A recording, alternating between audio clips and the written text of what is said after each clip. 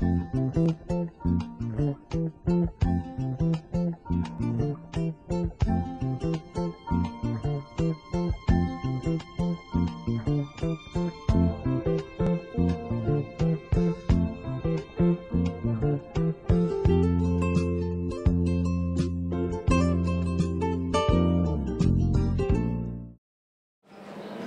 welcome once again to the GTB Nollywood Studies Center Filmmakers Forum.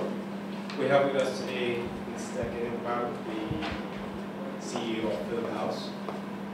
We're truly very grateful that he is taking out this time to come because it's a very busy period for him. So this is a great sacrifice for us that he's doing. Well, you know that in the last few years, the whole business of the cinema has been, well, let me not say too much of a focus of attention, but it's been growing. That attention has been growing. It was very surprising. I overheard someone the other day expressing surprise that there were cinemas in Nigeria before 2006. Which, yes, there were cinemas and they crashed and they're growing again. And that's part of what Mr. Mkparu is going to share with us. What is happening in that scene, the importance of that, and the viability of cinemas. Well, I'm sure we will all have lots of questions for him in this time to come. So I'll hand this over without much ado.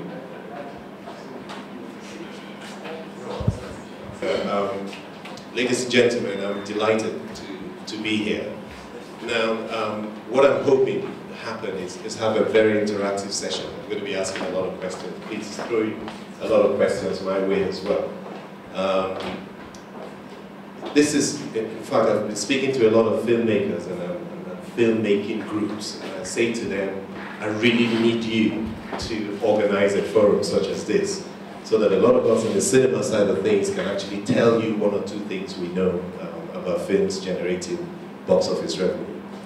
So this is the first of one of those, actually, and I was hoping a lot of the Nigerian established filmmakers, a whole lot more of them than are here today, will be here. Because what we've put together, what I've put together for you, you can buy in a lot of places. Okay, so we just push ahead, and I'll start with a bit of an interactive questionnaire, right? Please answer me, because it will set a tone to our discussion. Please answer me the way it is, as it applies to you, as honestly and as directly as possible. Can you see that, or can we increase the size of it? From the projector. But I'll read it out. Use of online platform.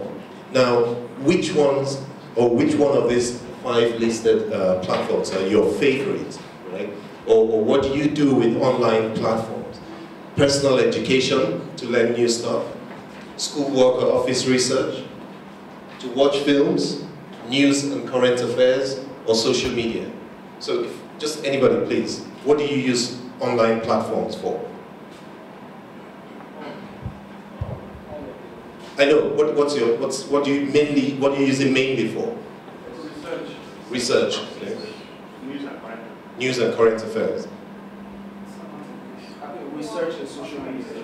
Okay, fantastic. Yeah, I get it. A good idea. Now, what's your favorite platforms for watching films? Television, including DSTV, terrestrial, AIT, the rest of them. Online, that's your laptop or your PC. Online again, but via mobile phones. Cinema, DVD, VCD. Which one do you do more than anything? Laptop.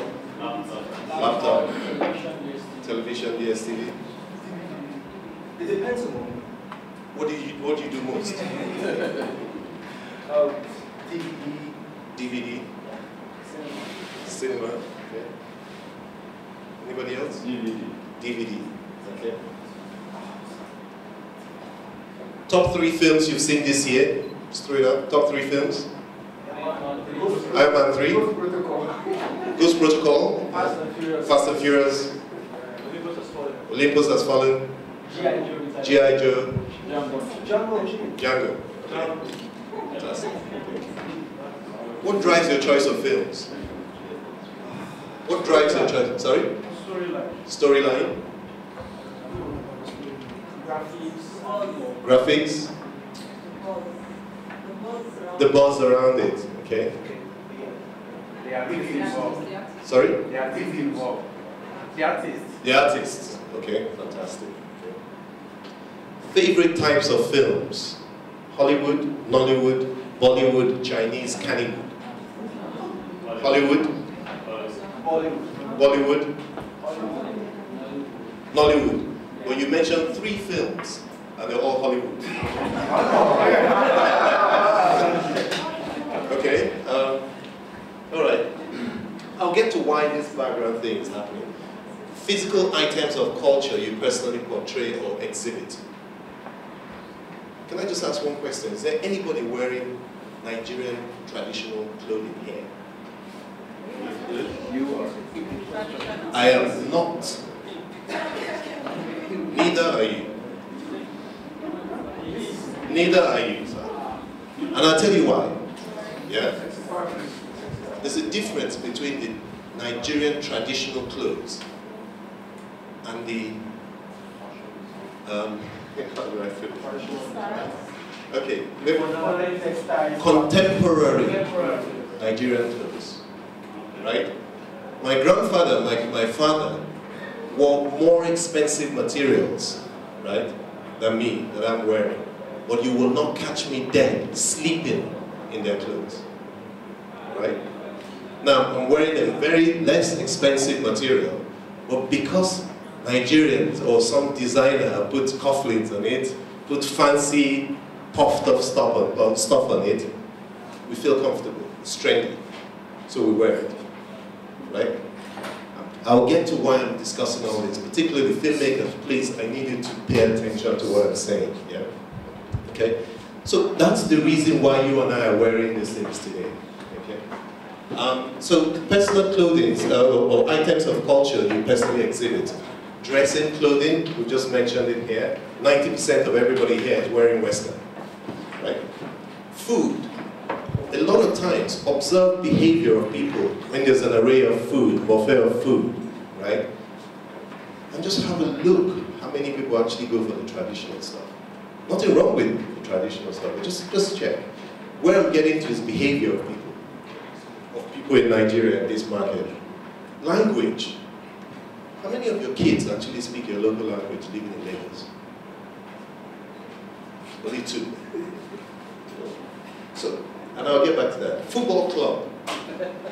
How many people actually wear IICC shooting stars strip? 1 out of the rest of us. 0.1%. Yeah. Go to my village. Chelsea guys are fighting Arsenal guys. These guys can't even spell Chelsea. You know? Meanwhile, whatever it is, ranchers, bees, rangers, dental insurance, they don't have a clue who those guys are. You know, and I bet you, half of people here don't know what club dental insurance is. Yeah, rest my case. Hairdo, right? You know, there's this hairdo, this called sun. You know, I actually have it on my laptop, but you know the whatever sunlight or sun, right? And I really love it. I went to my 11-year-old. I said, if you do this, you know, you'll be a star. She said, never. I said, if you do this, I'll pay you. In fact, I'll make you a movie star. Never. I'll get to all that. So that just sets the background. Filmmakers, there's a reason why I brought this up. You know, just bear that in mind.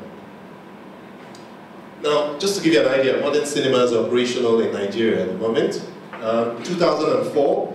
Before 2004, Prof said earlier, there were cinemas. Yes, indeed. Before the 80s, or up until the 80s, there were 5,000 cinemas in Nigeria. 5,000 cinemas in Nigeria. Now, I've used the term modern cinemas. Now, in northern Nigeria, as we speak today, there are at least 42 cinemas operational today, as we speak. People go there every day, in and out. You know? But I'm just using modern cinema as the kind you find, you know, in Lagos now. So 2004, Silverbird opened one. with 5 screens. 2007, Silverbed 1, New Metro opened 2, and City Mall opened. There were 16 screens, total 4 cinemas. By 2009, New Metro had closed, Genesis had opened, Ozone had opened, 7 cinemas. By 2010, iCinema opened. It's a cinema in Port Harcourt called iCinema. By 2011, there were 11 cinemas and about 52 screens. By 2012 to August, iCinema closed down, went down to 10 screens. By the end of the year, Filmhouse joined in with 2, and there are 12 cinemas, about 65 screens. By the end of this year, we expect about 20 cinemas, if all the cinemas projections are correct. By the end of this year, Filmhouse should add 3 more cinemas. Silverbed should add 1 more, and I think Genesis might add 1 more. By 2014, we expect about 30 cinemas, and by 2010, about 55 cinemas and 275 screens. Those numbers are very important to filmmakers, or should be very important to filmmakers, because Nigeria is very, very much under-screened. Filmhouse, we're looking to open 25 cinemas in 6 years, started already with 3. Kene Mkparu, the biggest cinema chain in Africa, they're sniffing around Nigeria as well, because they see it as an important territory.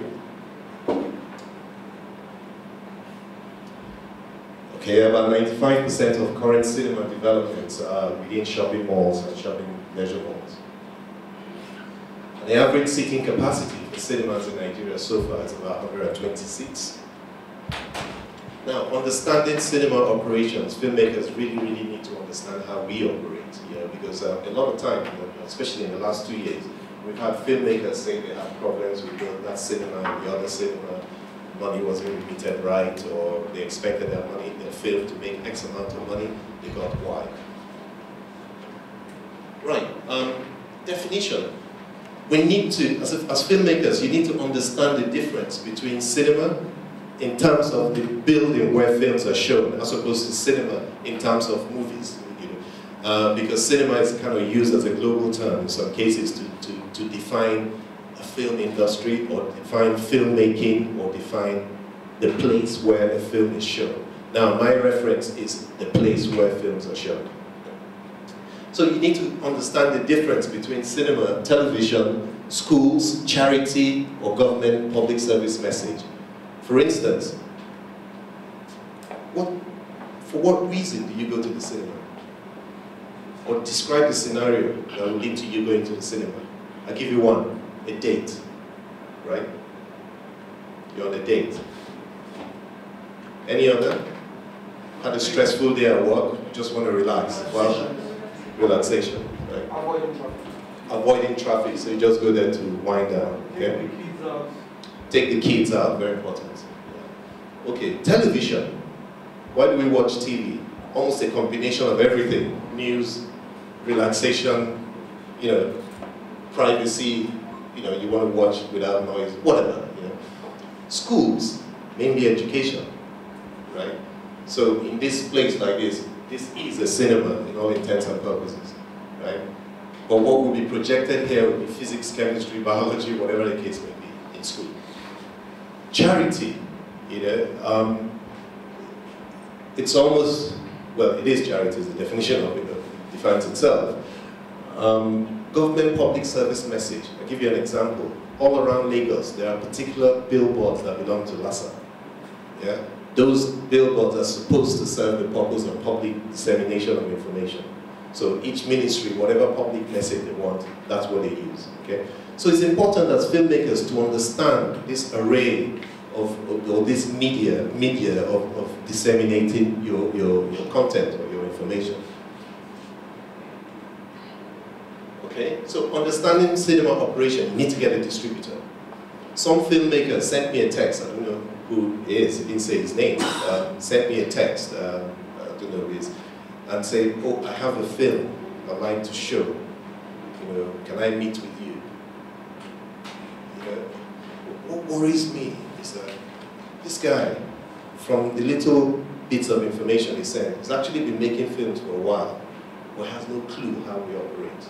So sometimes you're very good at what you do, but because of lack of knowledge, of the whole value chain, your product suffers, or you don't realize, you don't maximize the kind of revenues you should be maximizing. You need to get a film distributor. In the film industry globally, there are 3 aspects of film industry. It's film production, film distribution, film exhibition. You can even make that 4, film financing. So film financing, film production, film distribution, film exhibition. At each stage, they're experts. Everybody is an expert in their level. But what I find a lot here is that the producer almost becomes the distributor of their film. And in some cases, exhibit themselves. They go and talk to National Theatre, they go and talk to universities, and exhibit themselves. Okay, but for cinemas, theatrical distribution, you really need to get a distributor. Now, distributors know exactly how we operate. No, a good distributor should be basically fighting your cause, the cause of your film, as far as the cinemas are concerned. Film booking and dating, very important. Now, the next slide I'll show you something else. We have a calendar. I see a lot of Nigerian filmmakers say, I want to release my film, X date or Y date. And I tell them it's impossible. Even film distributors, when they come to us, say we have this film, think it's good, can we show it? No, I can't. Because on the calendar, there are other films. I know what films are released or will be released in Nigeria in 2015, December. I know already from Hollywood. So the idea is to also educate Nigerian filmmakers so that everybody understands this calendar. The distributors have, in fact, they generate the calendar. So we work with their calendar, and sometimes we can influence dates, but oftentimes they have the dates, we work with it. Now, when you get a distributor, before the distributor will agree a date with you, they open the calendar and fix a date. Now, I don't know if there's any filmmaker that has a film current that's approached the distributor. If you approach any distributor in Nigeria for theatrical release, and they are Blue Pictures, Silverbird Distribution, and Okma, Homeland Distribution. If you approach any of them, they'll tell you that the earliest date they can give you is, I think, October or November now. Yeah, November. Yeah. Now, earlier in the year, I had a big problem with Nigerian film distributors. I say to them, why are you releasing Nigerian films every single week? You're killing them. You cannot release Nigerian films every single week, a new film. You need to release 1 a month. Worst case scenario, 1 every 3 weeks, or 1 a month. And I'll come to reasons why I say that. So calendar, we have that. Competition. Look here, there's no Hollywood big blockbuster film that releases in competition with another one. Look at it, yeah? Iron Man 3 came out, right? How many weeks later, you now get the likes of Hangover? How many weeks later, Man of Steel? How many weeks later, Wolverine? They space them out, they don't compete. Let me tell you why. A lot of people go to the cinemas every weekend, right? And then you have your leisure pound or leisure naira to spend. So you spend it this weekend on film A, and you go to the cinema and see the poster for film B, showing the same time. And then you say, oh, okay, next weekend I'll come for it. 80% of the time, next weekend it won't be there. And we'll get to all that. Season, you need to understand the season as well. Sometimes people want to release on school holidays or school terms. You need to place the season with your film. Our calendar, sometimes it even shows holidays or Ramadan or public holidays like that. So we know.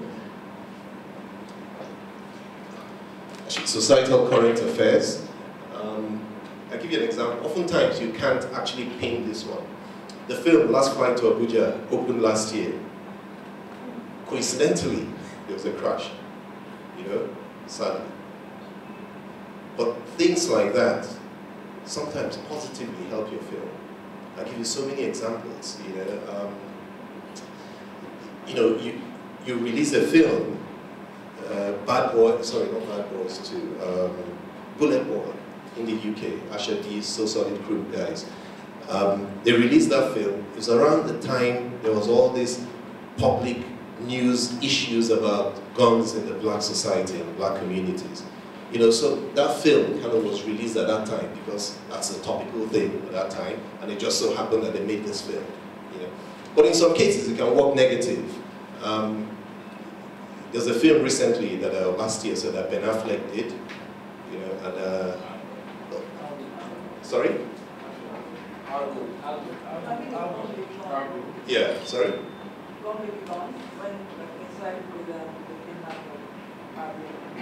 Yes. You know, there's some films that you make. You would have started writing your story like 2 years before you make this film, and just before you release that film, something happens in society that actually is almost like life imitating art or art imitating life. And then the censors will put a stop on your film. So in that case, it works negatively, and you can get it. You know, there's some films like 79, you know, a film coming out soon, 79. Yeah, 79, I think it's Izu, no, not Izu, what's his name? Adonai. Izu is the director? 76, sorry. You know, that kind of film, for instance, if you target it at a particular date, maybe where there's remembrance of Nigerian soldiers, it may work for the film. So suddenly it becomes maybe the poster thing for that season. So, you know, filmmakers, sometimes you can pinpoint the thing, sometimes, you know, it just happens. Now, Monday bookings. Now, this is why I tell you about the leisure naira to spend. In cinema business, the weeks go from Friday to Thursday. So a week starts on a Friday and ends on a Thursday. But we book films on a Monday. So on Monday, like today, we're scheduling Man of Steel opens on the 21st. We're scheduling it for that week, right? So all the films that are going to open, including the ones that open Friday, Saturday, Sunday, we use the box office figures to determine what will happen the next week. We make projections. So if you release your film the same time as, let's assume this is 21st, and you release your film the same time as Man of Steel, okay, on Monday, the 24th, we're going to look at weekend figures. Remember, a lot of people will come to see Man of Steel, not your film. Then they'll see your poster of your film. Oh, fantastic. Oh, Genevieve is in it. Everybody, that's fine. I'll come next week. But when we look at the figures for the last weekend, and that film hasn't done well, we're taking it out without sentiments, without mercy. We're taking it out because there are more films waiting to come in. So that's the problem with competition. I've heard Nigerian filmmakers say, oh, let it play there. You know, Kule is my friend, so I'll use him as an example. Phone Swap. I projected that Phone Swap would make 60 million naira in cinemas alone. You know, Phone Swap ended up 20 or 21. You know, and I had a go at him. You know, saying, yeah, let it compete. How can you compete against Bad Boys 2 or whatever it was? How can you compete against that? You know, the people that are watching these films, remember the questionnaire I did earlier? Yeah? You said your best films are Nollywood films? Bollywood. But the 3 films you mentioned were all Hollywood. This is reality. We can be sentimental with our Nollywood things, our things, you know. But reality is that when there's a football game to be watched, at the same time DSTV is showing Nigerian Premier League, the same time they're showing Chelsea.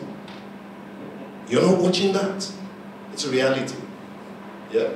So it's a fact of the matter. I'm not here to say I'm not pro-Nigerian. I'm very much pro-Nigerian. But we're talking about commercial viability of your films in cinemas. You know, if it's about your film at the School of Media Studies, we know it's about education, I'll switch this discussion. You know? So those things are very important.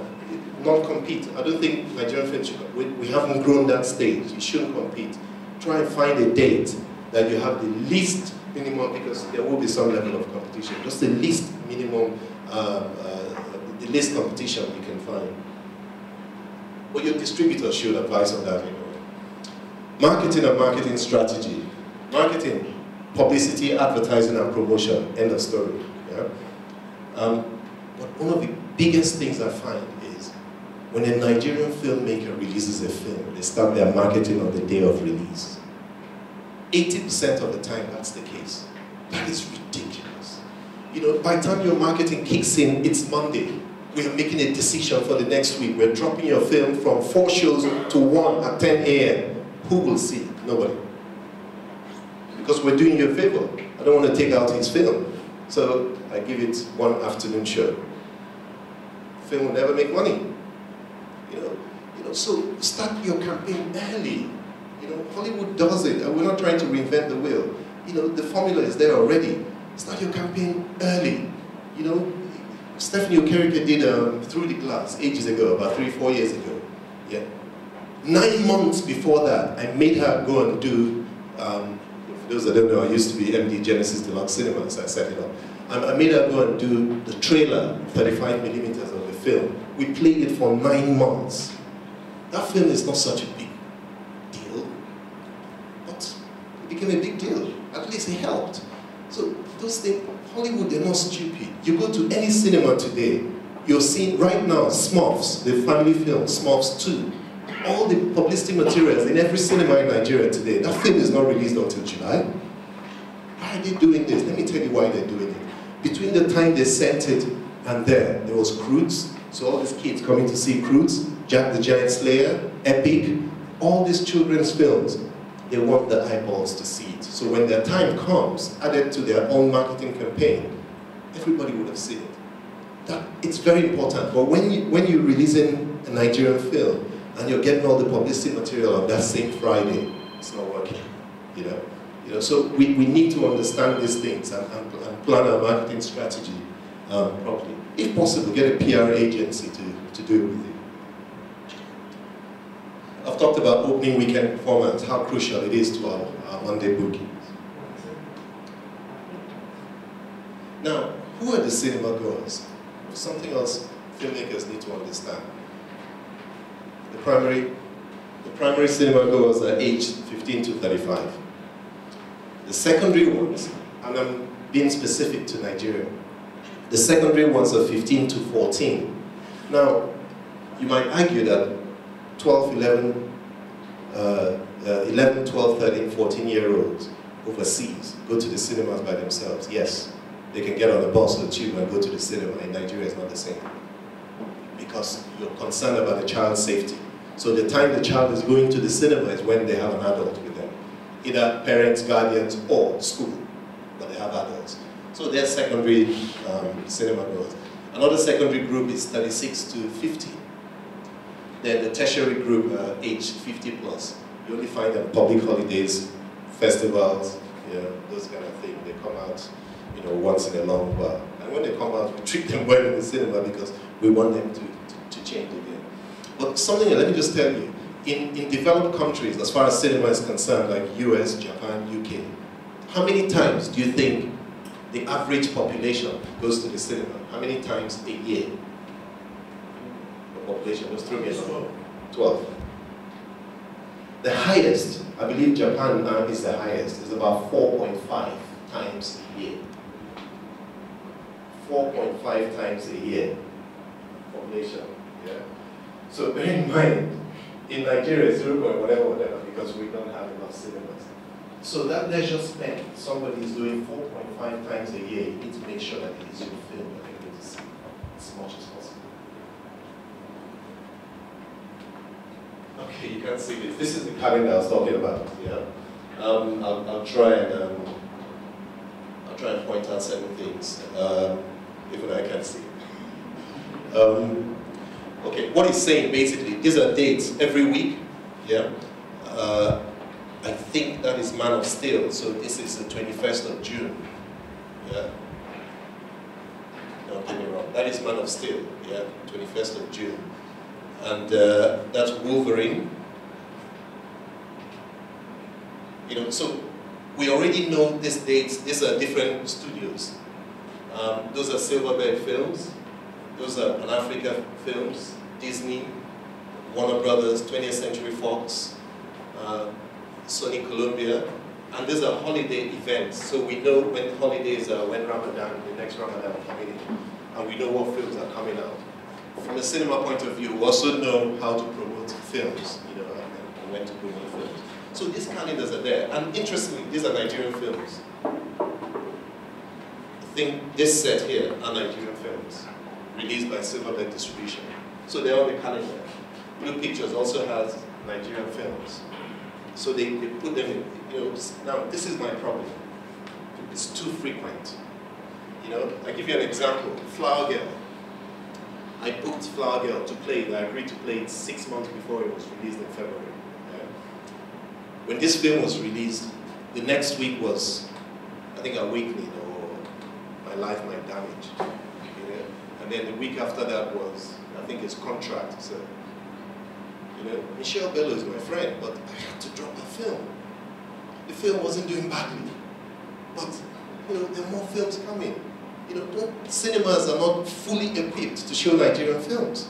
Meanwhile, there are other films showing. So, you know, if you're showing Flower Girl maybe 4 times a day, and then the next week, Contract comes out, for instance, you know, you have to drop some shows of Flower Girl and accommodate Contract. And you're not even going to give Contract full whack because there's something else in there. You know, it doesn't help your films. You know, and I mean, it's not your fault, it's the distributors. You know, I fought with them about this. I haven't quite 100% changed it, but we need to change it, you know, so that we can give these films leg. You know, when a film has leg, then it has a chance to make money. The highest selling Nigerian film, Egypt, 59.3 million in 6 cinemas in Nigeria alone. 59.3. There was no other Nigerian film released around that time. So it had leg. Figure in, Tango With Me, the rest of them. But what has happened this year, we've actually had, I dare say, even better films this year, Nigerian films, than before. But they haven't made that kind of money. The highest Nigerian films are in the 20 millions now. Nobody's going beyond that. Dr. Bello, The Meeting, Contract, Weekend Getaway, Flower Girl, you know. And even Phone Swap, Last Flight to Abuja, or early 20s. You know. I think Meeting might just go higher now because it's showing it now. You know, so it's a problem that, you know, you need to identify and discuss with your distributors. So this is the kind of calendar we have. This calendar goes all the way to 2015 and is updated. The minute Hollywood decides a date, they plug it in there. Why do filmmakers make films? Why do you make films? Yeah. Just throw me at me. Why do you make films? To make money. To make money. Sorry, sir? Make money. Okay. Why do we make films? Yes? To entertain? Come on, they're filmmakers here. Correction of social ills. To sell products. To sell products. Passion and business. Passion and business. Okay? Let me give you some examples. You want to be a social captain or patriot. You want to champion the cause of Nigeria. So let me make a film, right? Possibly. None of them are wrong though. Just don't get me right. None of them are wrong. Any reason is right. Yeah. Showcase culture. I've heard that a lot from Nigerian filmmakers, or from black filmmakers generally. You want to showcase culture. Teach morals. Yeah, that's fine. Some church films, yeah, teach morals. So even some secular films. Purely money-making business transaction. Okay. Highlight charitable causes. There's a film a few years ago, Champions of Our Times. Yeah, I had a little bit of a disagreement with the maker of the film, and I was a Genesis. They brought it to me. We watched it, and I said to him, "I don't think this film will make money." He got upset. Of course, everybody will get upset. You know, I won this award, he won that award, he won the other award. Okay. You know, showcasing, I don't know, for those that have seen it or have not seen it, it's really about highlighting the plight of the disabled, you know, and highlighting the fact that in a lot of public places they're not wheelchair accessible. Okay, I said, I believe in the subject, but as far as making money in the cinema is concerned, it's not going to make money. Yeah, the same way, showing me Rangers versus IICC on DSTV, it's not going to appeal to me. but showing me, Chelsea, And let me tell you something, I dare say, if Chelsea is playing Barcelona tonight, half of you will not watch Nigeria versus Tahiti. I double dare say that. Yeah? It go hard. But you see, even saying it go hard, there's a little you have to think about it.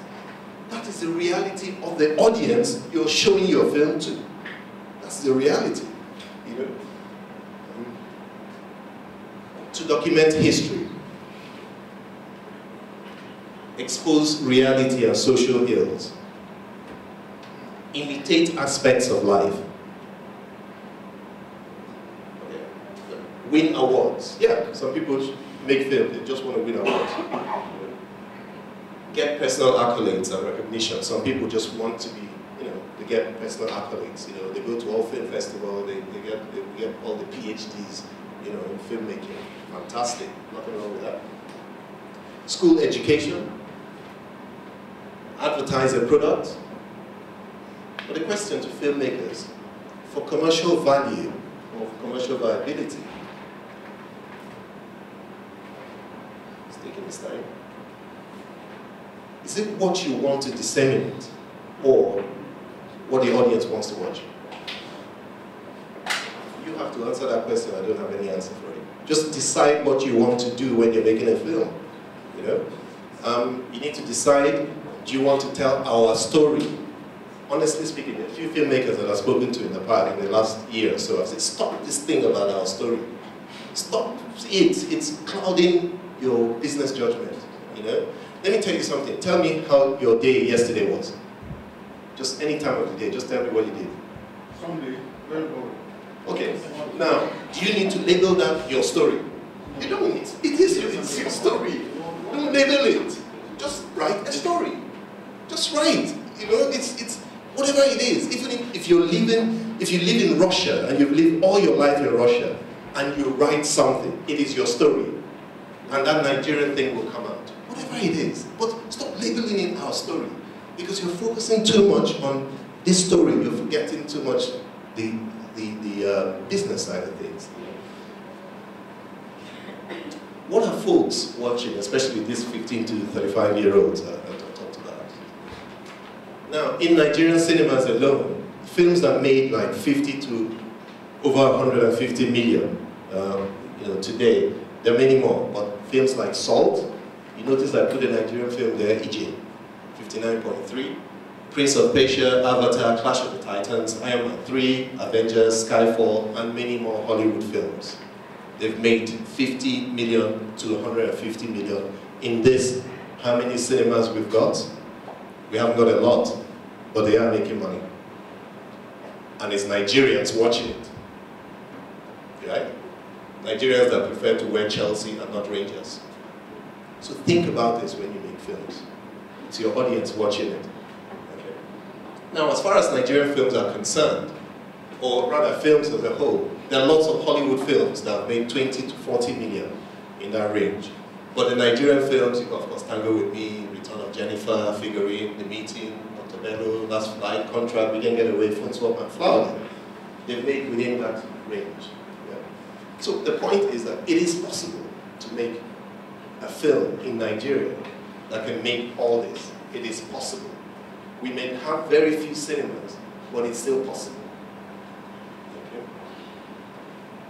So the genre emphasis, for greater chance of commercial viability, for a greater chance, I'm not saying that's the only thing, but for a greater chance of commercial viability for your film product, it's got to be entertaining, it's got to be fun, action sells a lot, comedy sells a lot, romantic comedies sell a lot, sci-fi, and a film starring a known name. I've heard a lot of filmmakers say they're not going to use any known name. No problem. It doesn't mean your film won't have this leg. When you use a known name, it has 1, 2, 3 more legs. That's what I'm saying. It's just a factor that helps your film sell. EJ is not such, it's not as if it's such a huge Avatar, life-changing film. What made it sell? Simply, Genevieve and Omotola, end of story. And the fact that at that time, there was this new thing about, oh, we're shooting Nigerian films in Hollywood. So the bars, somebody mentioned the bars. Okay, we shot it in Hollywood. And there's Genevieve and Omotola in it. The whole Nigeria went to see it.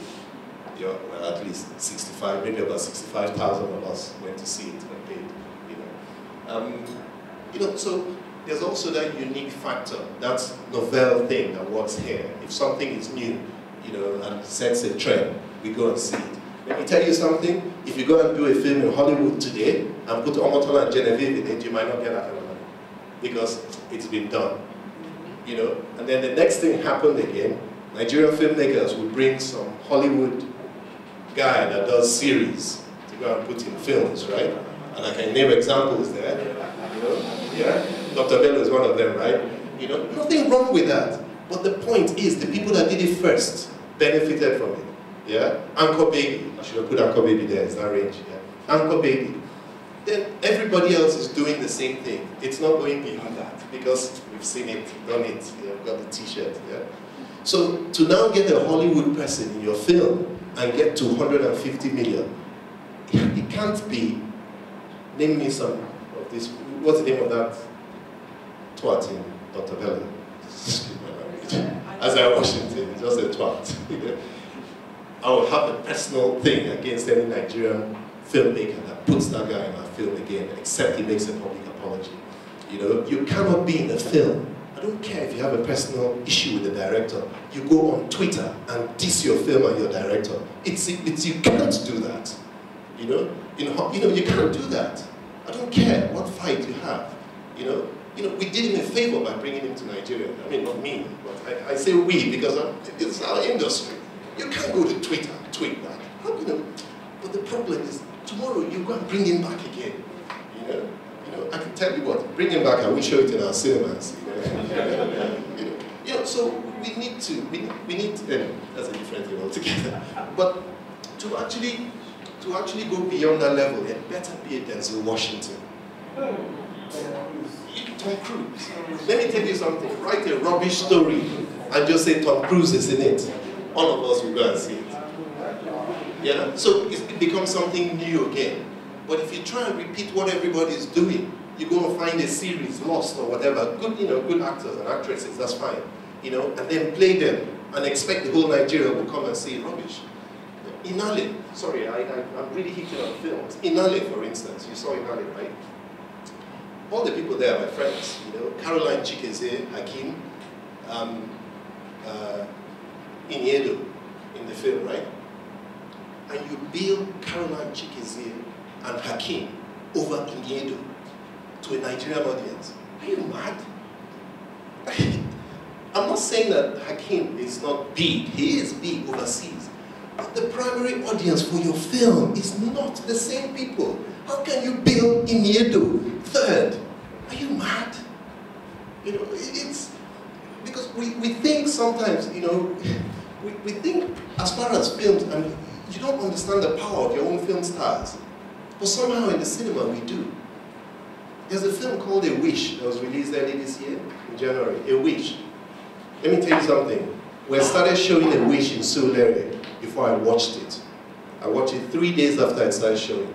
As I was watching it, I said, what nonsense is this? This is taking Nigeria backwards. But let me tell you the truth. A Wish did as well as Hobbit in Surulere. It did as well. So, why? Funke, end of story. They were coming to see Jennifer. They saw her picture. They were coming to see Funke, not Funke, Jennifer. End of story. The power of a star. And the film did very well. Because I think the film is just, honestly, the film is just taking us backwards, excuse me, to the producer and director. But I can't claim the film is taking us backwards. The guy will have box office numbers to show me that the film is taking us forward. It's just the power of Funke. We are the ones there selling tickets. We're the ones there, who they are. You know, I did some study a while ago, some years ago, and I was watching people buying films, yeah? And when they go to buy films, like, who here? Who is in it? Yeah? Okay, who is in it? Okay, I think it was Sweet. Remember, a lot of Nigerian DVDs and VCDs didn't have synopsis. So when you're buying it, you don't even know what the film is about. So why is it, see, marketers in Alaba, they know these things. We're not reinventing anywhere. Why is it that they will put Genevieve's face, the big one, then the small one, and the medium one, on what it's, from a creative point of view, that's rubbish. But they know what they're doing. Because when you go and buy, who there? And you look, and you buy. It's no different from now. You know, when you put a film, and you put Denzel Washington's face in it, people will go and see it, they won't even read what it's about. Oh, Denzel Washington, okay, that one with Denzel Washington. A lot of times we describe films like that. That one with that person. Okay, what's it about? Action, but that one with him.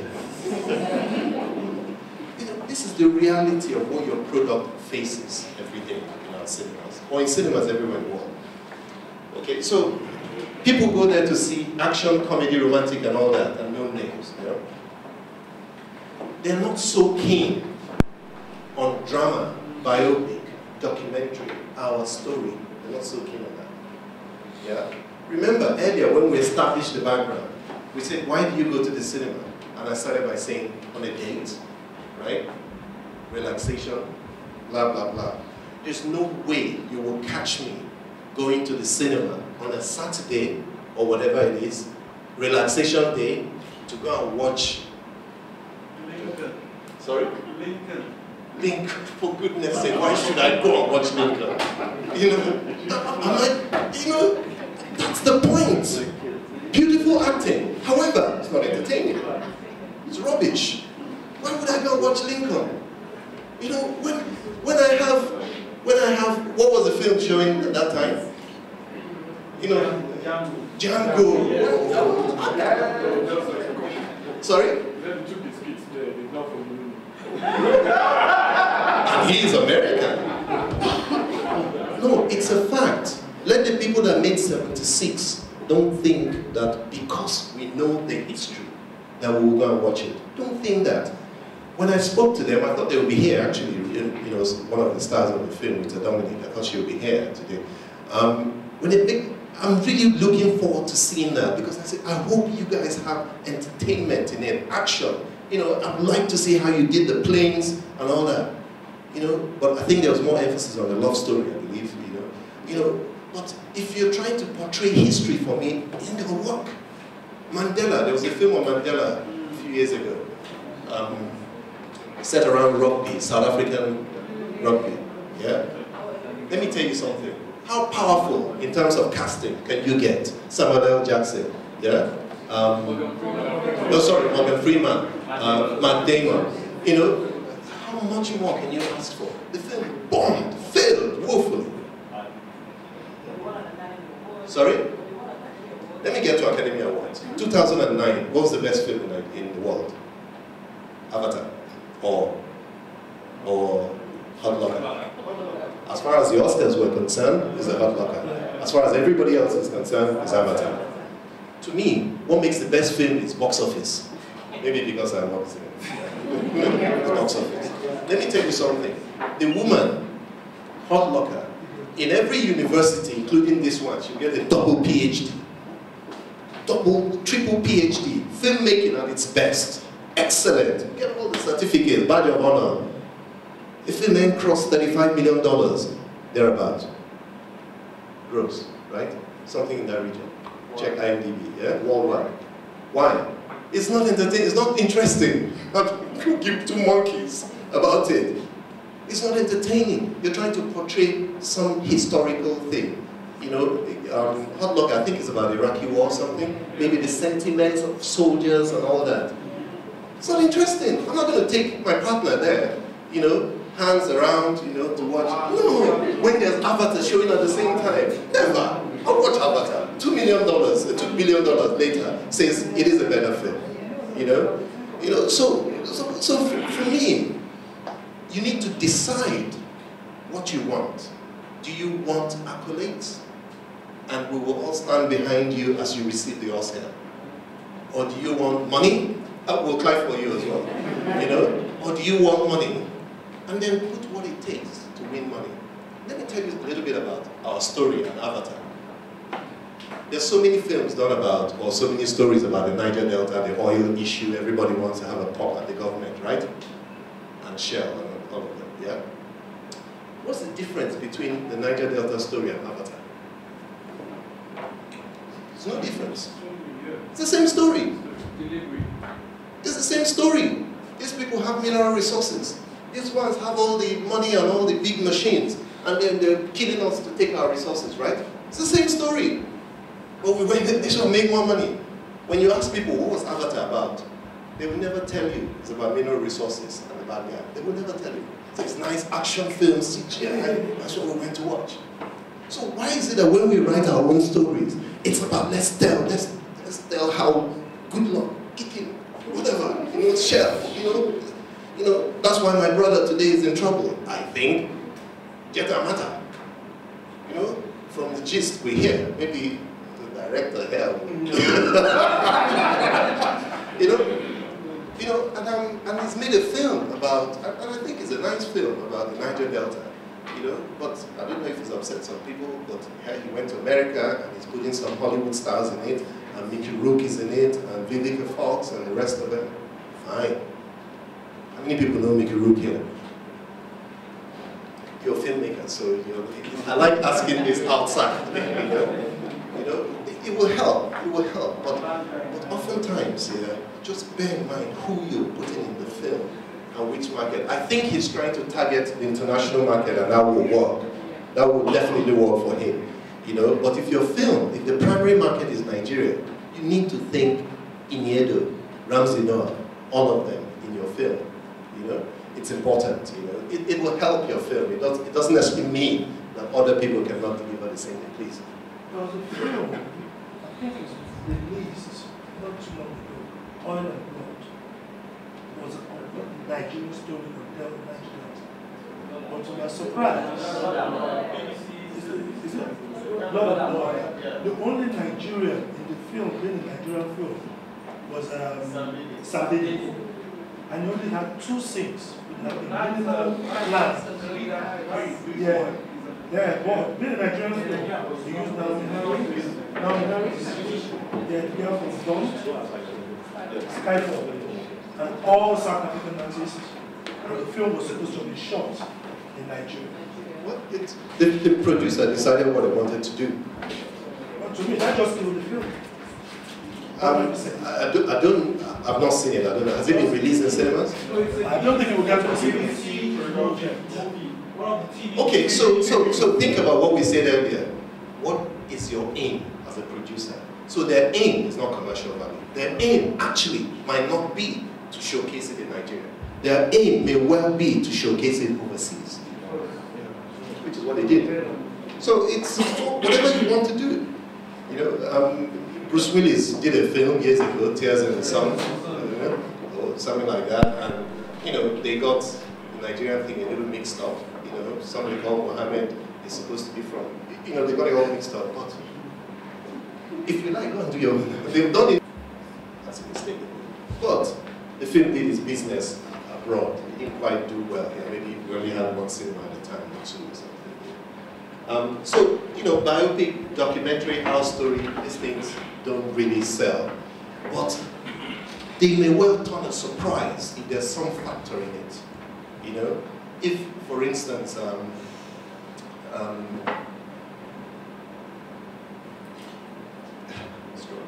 maybe there's the Olympics, for instance.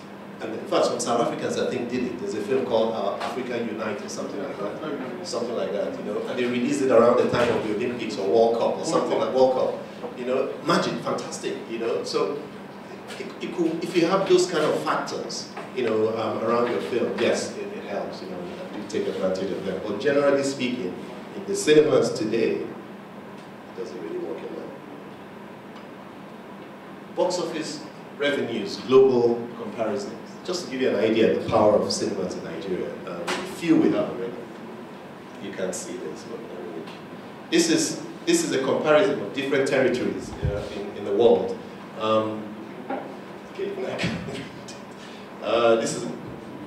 This is Nigeria. Right?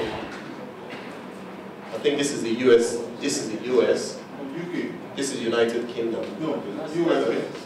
Oh, sorry. This is US. This is United Kingdom, Ireland. This is Southern Africa, as opposed to just South Africa. This is East Africa. That's Brazil, Ghana, France, and some French-speaking African countries, UAE, and Australia. Right? And this film is Avatar. Now, what we do is, when the Avatar has made all this money, you divide it by the number of cinemas that opened it. Yeah? So, in the case of Nigeria, 6. And this is what it made, $92,000 per cinema. Yeah? And the likes of USA and UK might be like, 200 and 300. But if you just a comparison, you see that Nigeria is pretty significant. Now the studios see this and they ask us one question: why are people not building more cinemas in Nigeria? They can't understand it. They can't understand why we're not building more. This is Clash of the Titans. See how high that is? Yeah. This is Prince of Persia. This is Salt. This is Avengers. Now, Avengers did a total of about 131 million naira in about 9 or 8 cinemas in Nigeria. So see where it is. Okay, so that just gives you an idea. Now, I haven't factored in the likes of Skyfall. Skyfall is the highest now. I haven't factored in Iron Man 3, Man of Steel coming. So Nigeria is very significant, and they're wondering why we not opening more. But the reason I'm showing you all this is that cinema is very important to your films. Or you just need to understand ABC of some of these things. The film called Contract, how many people saw it? Yeah. It's interesting. A lot of times Nigerian filmmakers don't watch films or Nigerian film in cinemas. I don't know why, but interestingly, a lot of times there's very few people. Contract. When we saw it, before we saw it actually, we just saw it listed, and I just thought, I'm not going to show this film.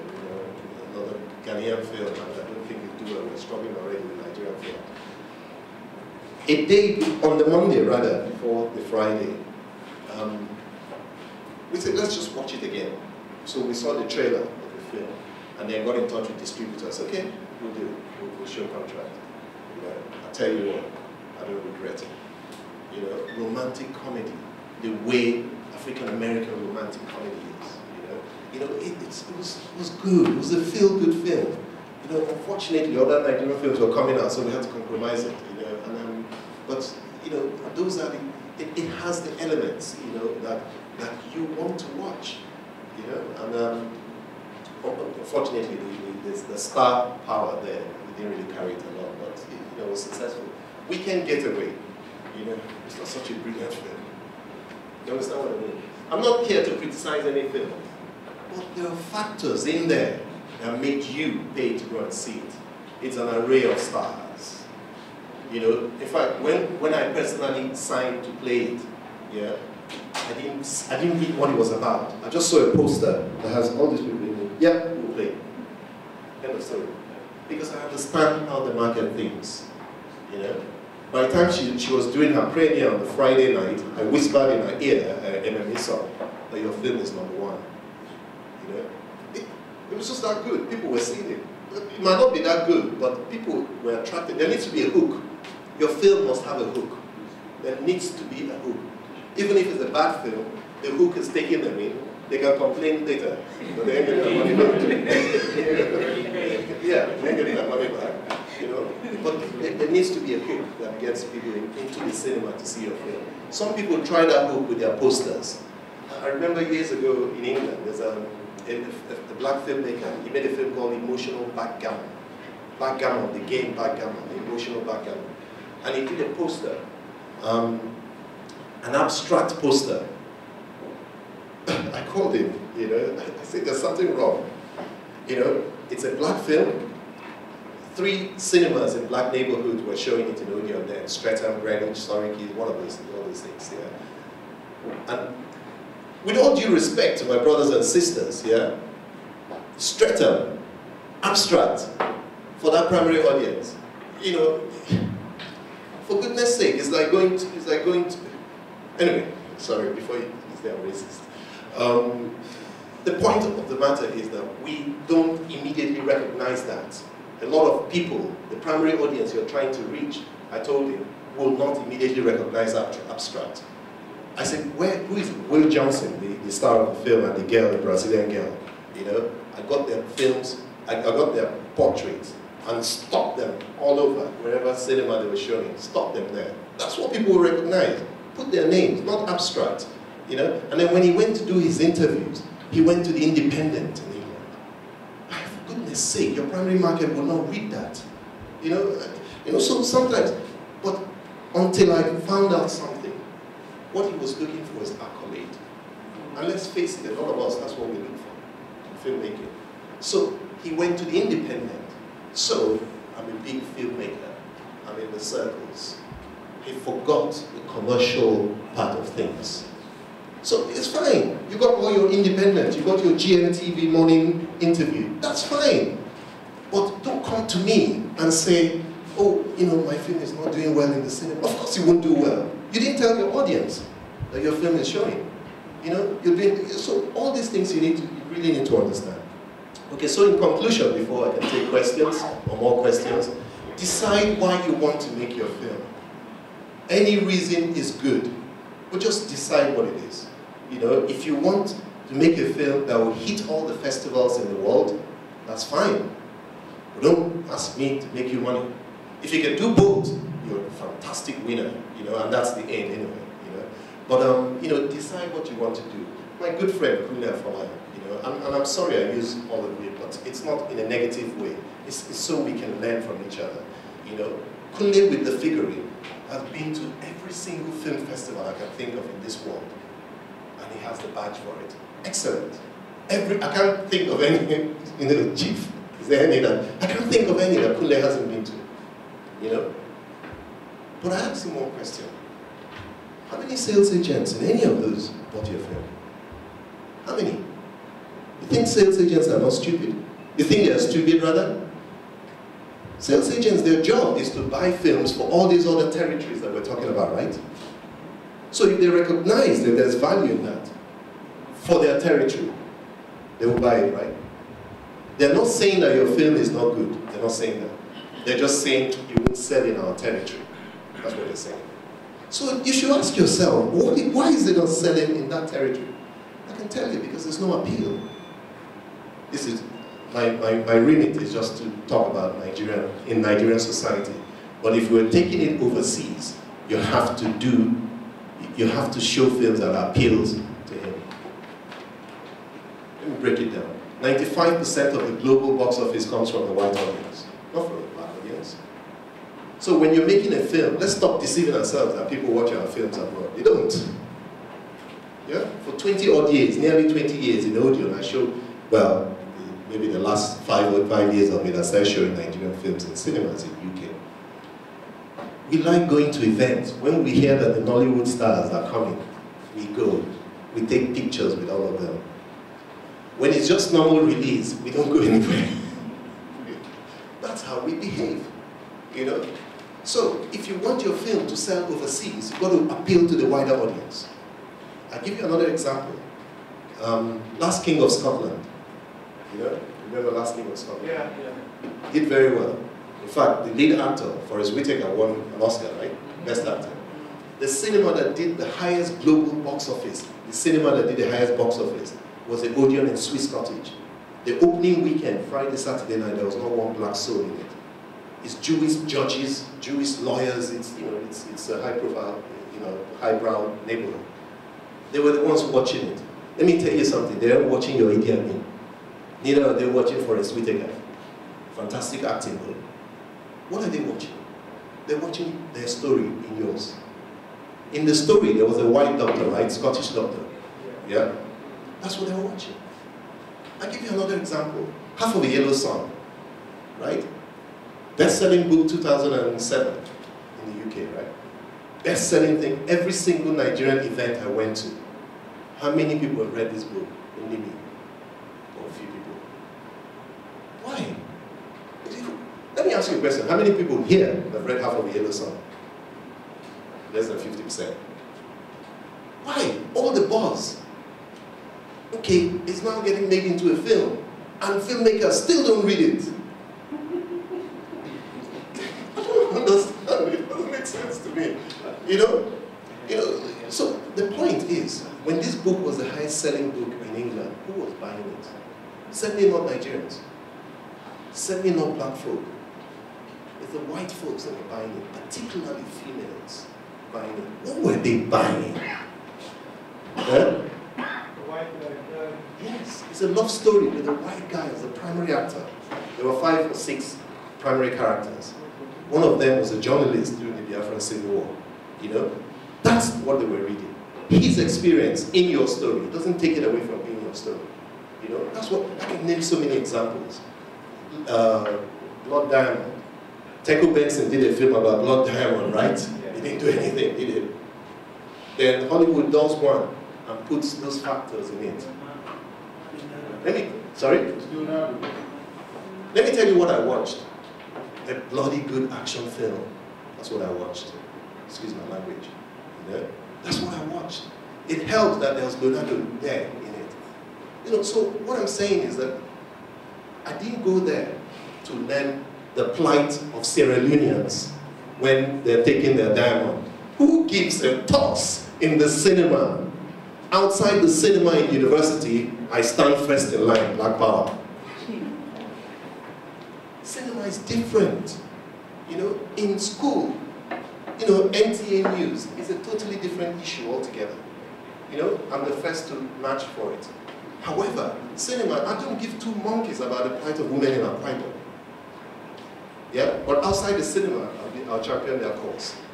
You know, so I'm just trying to tell you certain factors that will help your film, and I can go, you know, so many examples. Yeah. So decide why you want to make a film, decide who your target audience is and what they are watching. I'll give you an example about that, sorry. You know, I was in England last summer at a film thing, and then a lady called Ade Solanke. She's a playwright, excellent playwright. Her plays have been shown in many theaters. So she gave me a book, you know, thinking, oh, can this be made into a film? Yeah, a book about a play. And I looked at the book and I kind of repelled it. Why? It's the same story about this guy coming back to Nigeria and, you know, young boy fitting in and all that stuff, you know. I said, let's even forget the contents. The artwork, the animation, the picture is a put-off. Who read Eze Goes to School? You know those kind of animation? You know? I said, why are you trying to feed me what my grandmother fed me years and years ago? You want me to feed my kids this same animation? Kids that grew up on Toy Story and Lion King? You know? Come on, improve the animation. So it's the book. You know? I brought this book back, gave it to my 11-year-old. Now, I have a problem with that 11-year-old because we go to the Palms, buy a book. By the time we get home, she's read it. So it's liability, she is. You know? So I gave it to her. She read a few pages and never discussed that book again. It's not interesting to her. I said, there's something missing. This excellent play, by the way. Let's not forget that. She won awards for it. But the target audience don't give 2 monkeys. You know, change the animation for goodness sake. You know, don't give me this animation that my great-grandfather gave to me. You know? And you know, so you can hook these people in, then they can fit your story. You know? But because the hook was so bad, it put her off reading the rest of it. You know?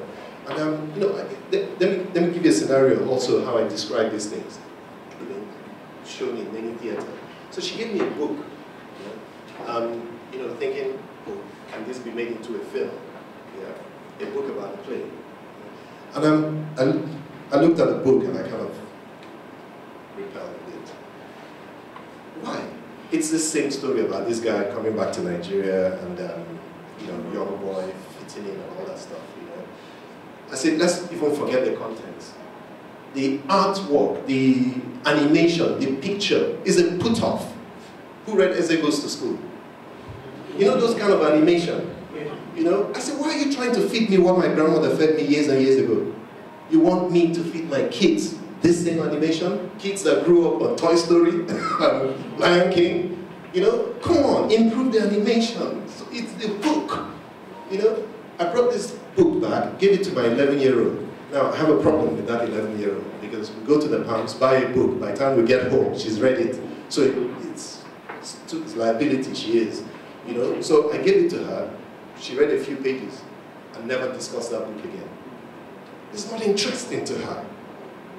I said, there's something missing. This excellent play, by the way. Let's not forget that. She won awards for it. But the target audience don't give two monkeys. You know, change the animation, for goodness sake. You know, don't give me this animation that my great-grandfather gave to me. You know? And you know, so you can hook these people in, then they can fit your story. You know? But because the hook was so bad, it put her off reading the rest of it. You know?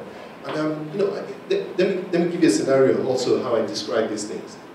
You know, yard. And you know, we do that every night.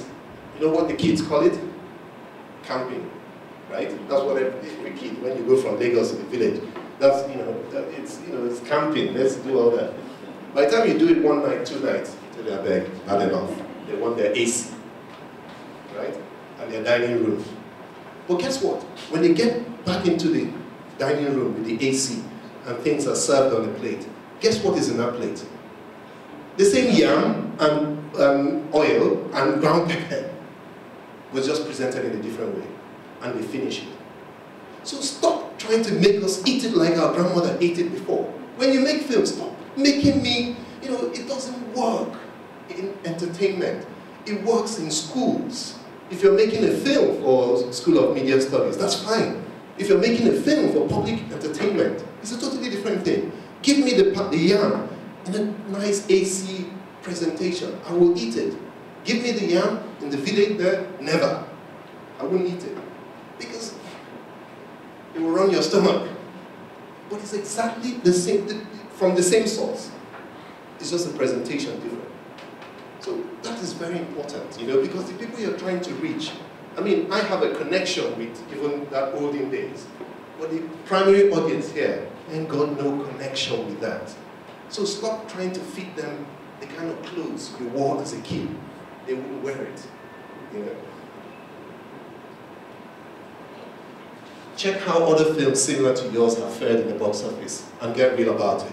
I've seen a lot of film making, business plan. And they compare the films to Hotel Rwanda, to Last King of Scotland, and such like. Get real, forget that. They're gonna happen, you know. So they think you'll make the same kind of money that this film will forget. You know, find films that are similar to yours, reaching the similar kind of audience, and look at what they made and what are the factors behind those. Agree a film dating strategy with your distributor. Avoid competition where possible. I think I've labeled on that a lot. Have a concise marketing plan and strategy and start early. Very important. Tie your film stars down by a contract to publicity activities pre-release. Tie them down, if possible. That contract you're signing with them in the beginning, please make sure it includes publicity. And don't just leave it vague as publicity. Make sure it defines what that publicity is. Yeah. I use the example of Rita Dominic.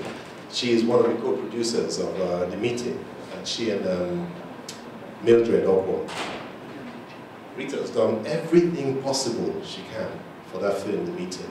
You know, she has how many followers on Twitter? She communicates with them. In fact, when we opened the cinema in Ibadan 3 weeks ago, she actually came to Ibadan. You know, went on radio, came to the cinema, signed autographs for people. A lot of people were there to see The Meeting. She was pushing the film, The Meeting. That's because she's a producer. If she wasn't a producer, would a producer have tied her down like that? It's important because the power of these people is enormous. What you watch on CNN and E-Channel and the rest of them when a film is being promoted are the stars. Sometimes you don't even see the producers unless they're known people. They're the stars. You need them. Tie the contract down, okay? Because they will help your film. Whatever it is that can help your film, take advantage of it. Okay, and get your publicity materials to cinema early. You know, we have an issue with studios. When they send you those big standees, those big things you find in the cinema, the cardboard things, when they send it to you, the package says, open immediately. You know, I almost fired, this a few years ago, I almost fired 2 team members or 1 supervisor so, because of that. Because they gave it to them, they left it in the stock room. I almost fired them immediately, you know. I said, what does it say here? And of course they've been trained, but you know how people do it, they just disregarded that. It says open immediately.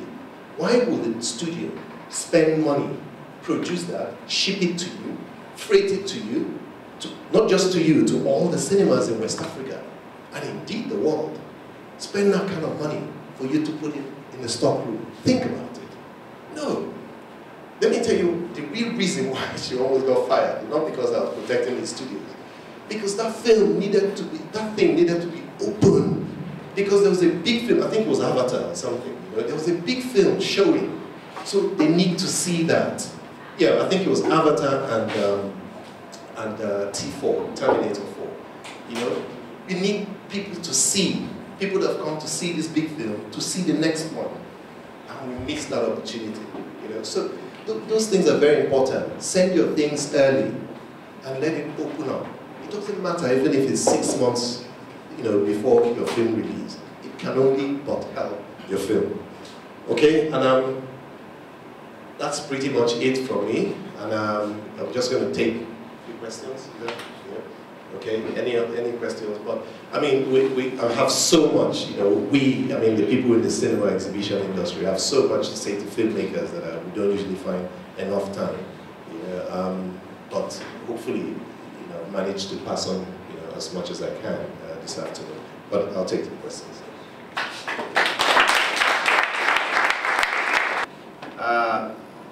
One very interesting issue you raised is that the issue of, which is very dear to me, the issue of calendar. I suspect it's very dear to every filmmaker in Nigeria too, particularly as we are going back to doing it the right way, you know, box office and all of that. But I think, I don't know, I suspect it's a function of the distributors and the exhibitors. I think if the distributors and the exhibitors perhaps need to sit down and agree and draw up a calendar. We, small us, producers, we have no choice than to fall in line. But I suspect that the problem is if Filmhouse, for instance, want to, you know, stick to the rule, calendar and all of that, will a Silverbird, for instance, not break it? Will a Genesis not break it? And you know, if you refuse one, if you refuse my film, for instance, maybe I rush to Silverbird or Genesis, they accept it, and maybe another film is showing within the same period. So I think this calendar of the thing is a function of you, the distributors and you exhibitors. So I don't know your thoughts about this. Thank you. And you kind of answered it, really, is if you refuse it, you know, they might go ahead and show it. But my point remains, if one cinema chain refuses that film, it reduces the chances of that film making money. You know, if another cinema chain decides to play it, there's not a lot we can do about that. You know, don't forget there's a lot of this Nigeria factor thing, you know, happening as well. You know, but I think I've asked the president of the Directors Guild to organize it. Then we'll come. Then they will come. Then we can talk. You know, because you're right.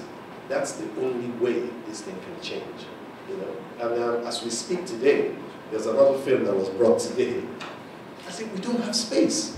Where are you going to show it? You know, why would I take a film, someone's sweat, and give it only 2 shows? It will never make money. It will never make more than 2 million naira. You know? You know, why would I want to do that? You know? And then you refuse. And then they go ahead and show it, the film will never make money. You know? So it's a problem. But I mean, the only thing I can say about that, there's no answer now. But we are fighting it. We are working, and we'll get there. We'll get there. But unfortunately, some films are paying the penalty at the moment. We all know that Nollywood right now, we're going through a major transition. And you made a point, you made some certain points at the beginning of your presentation. And where I actually picked on is the distributors. You mentioned something like the distributors are supposed to be in charge of some certain things when you want to premiere or present your films or take your films to the cinemas. But as we all know, unfortunately, we don't have distributors in Nigeria, which is one of the few things we have been trying to kind of get into our system here. Because our type of distribution in Nigeria is Idumota, Alaba, Eweka, you understand? So now, with this transition that we're going through right now, how do we get a distributor who can work with the producers that will do all these necessary jobs for the producers? Taking my film to the cinema, getting the appropriate dates, doing the publicity, doing all those things. You know, right now, we're lacking that. Now, what does it take to be a distributor? As far as the Nigerian law is concerned, all the Alaba people are distributors. Yeah?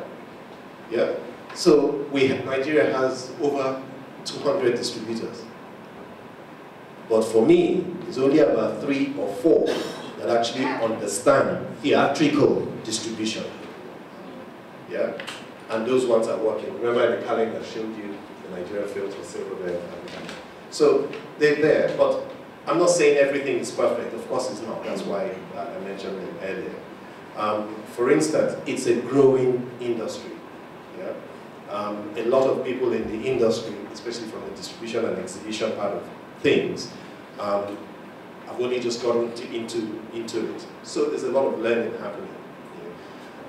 But all this maybe they're not changing as fast as we want them to be, but we need that meeting to happen so that everybody can then fall in line. In terms of what you described about what they should be doing, now the thing, if you go to a distributor, this is what I've heard from Nigerian filmmakers, that they go to distributors and they say, oh, you have to pay money for advertising or for publicity marketing. Yeah, that's fine. Yeah. The way it should work, the way it should work is you get your film, and I'm a distributor, for instance. In fact, we have a distribution company called Film One as opposed to Filmhouse. Because your distribution company and your cinema are 2 separate entities.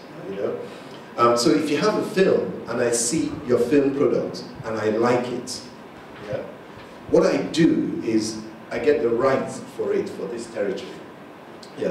And then I'll decide with you. This, I'm just describing how it should work, how it works everywhere else. I decide, okay, this is what I think, this is the marketing strategy I think for your film.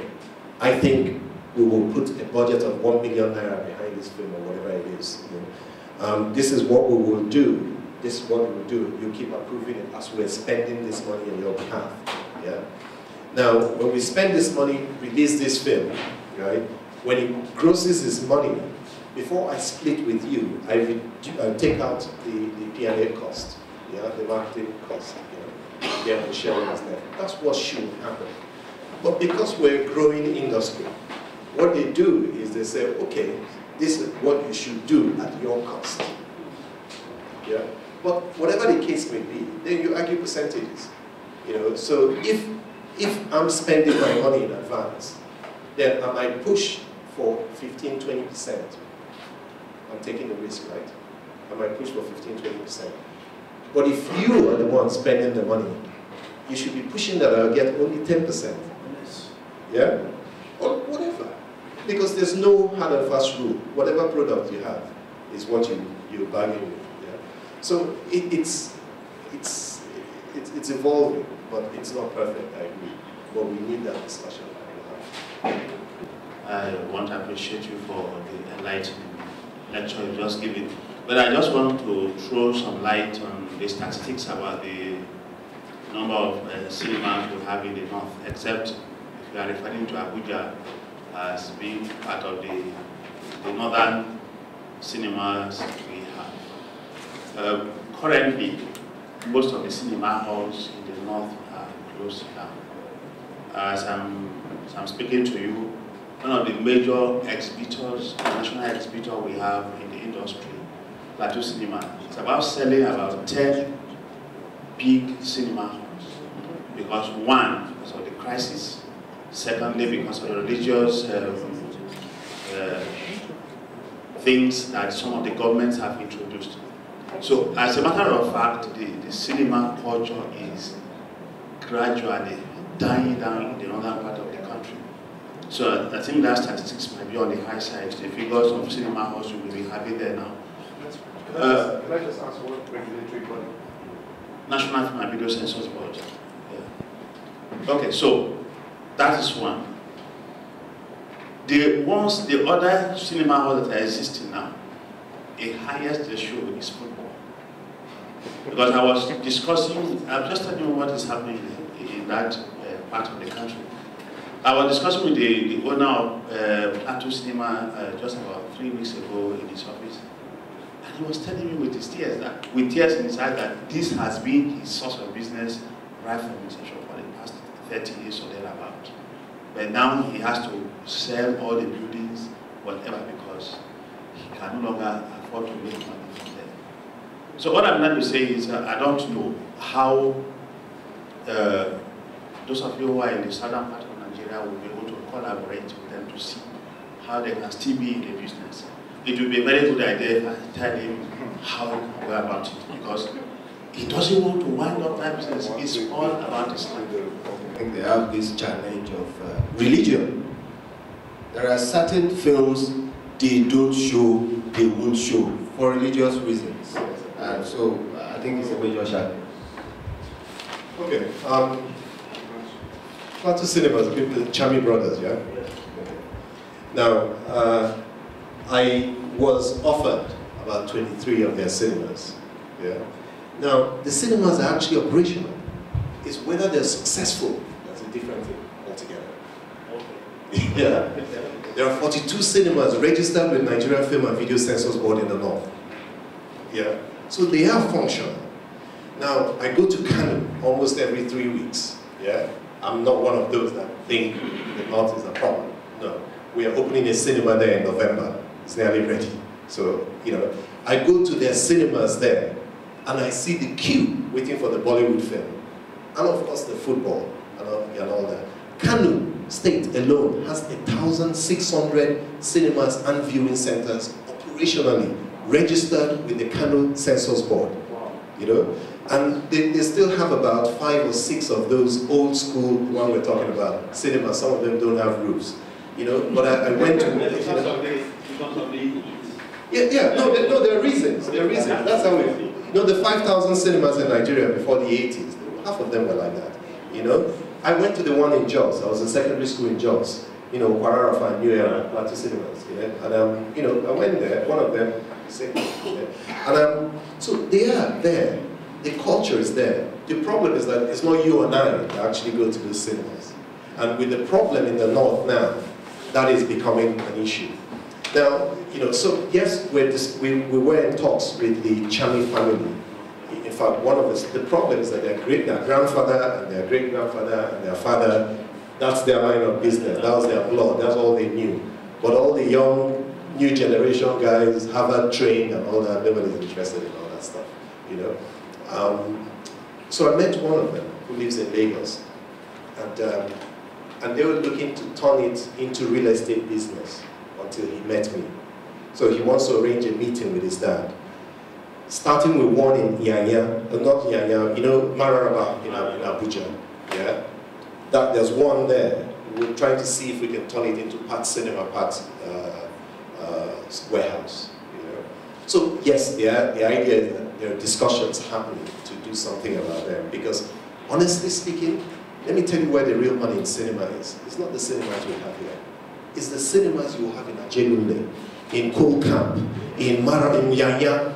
That's where the real money is, you know. And I believe there are plans to roll out some of those in Lagos State, you know. So yes, you know, those are happening.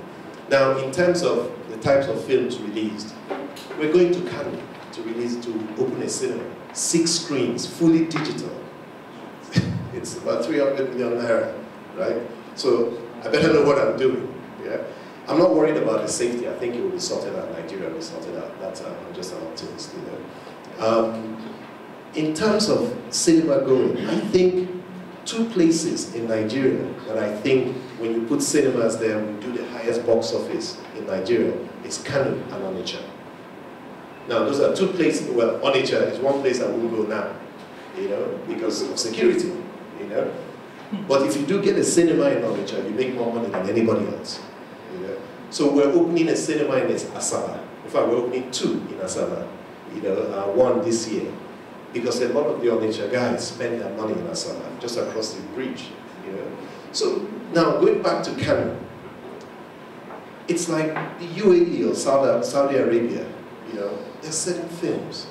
See, if I know you like action film and you don't like comedy, if I put a comedy here, I'm shooting myself in the foot. Because the market doesn't like it. Everything I've been saying today is about what does the market want. Give them what they want. When we open that cinema in Kano, when I do my top films for Kano, you might not find Skyfall, you might not find EJ, but you will find a Bollywood film. You might find a Kannywood film starring Alinu. Yeah? In Togo, there's a cinema we're looking at in Togo, one of those existing old school cinemas we're looking to convert. So we did some market research on the streets of Togo, of Lomé. And we asked people, if we do premiere here, you know, Nigerian film premiere, who would you want to see? I'm not kidding, 90% said Alinu. 90% Alinu. That's when I say, this guy, I must know who he is. I've never met him, but I'm sure I'll meet him. You know, when we get into camp, I'll meet him. You know, who is Alinu? So my point is, when you give me a film, we can get away, yeah, to play in Kano. I would, if I could influence the producers before they made the film, I would say change X and put Alinu. You know, whatever will help your film. It's about what people want. So I don't expect that there are lots of films I don't expect I'll show in Kano. But there are also lots of films they show there that they don't show here. You know, because you don't watch it. It doesn't mean they're bad films. You know, I asked certain people, independent British films, how many people actually in England actually watch independent British films? Who? Nobody watches those things. Just few people, you know. So it's what appeals to people that you give them. You know, when we get to Asaba, I tell you what, even though the cinema is a gold-class cinema, but it also has a standard section.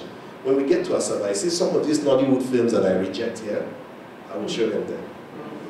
Yeah, you know, all these your Nollywood films that you people speak too much Oyibo, We Can Get Away, all that stuff. No. I'll be showing Sophia in London, those kind of things. Because the guy is coming from Onitsha, don't even understand what you're saying, even though you're speaking English. So give them what my own is. What would it take to get, for me to make you put your hand in the pocket and get me money and pay me? What would it take? You know, if it takes, sorry, where are you from, sir? Okay.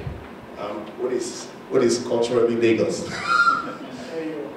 Ayo. If it will take me putting Ayo in front of him to get a smile from him, and he will take his hand in the pocket, I'll do it.